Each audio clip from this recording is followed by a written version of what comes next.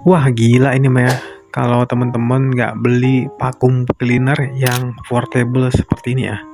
Ini bisa membersihkan ruangan rumah ya, yaitu seperti TV, seperti bingkai foto ya, seperti kipas, seperti banyak hal ya. Dan apalagi teman-teman yang punya mobil ya. Yang punya mobil udah pakai ini portable, nggak banyak makan tempat ya. Yaitu vacuum cleaner yang udah premium ya, udah ada saringannya dan udah ada alat kipasnya juga untuk membersihkan si vacuum ini tersebut. Jadi ini pun sistemnya ngecas ya.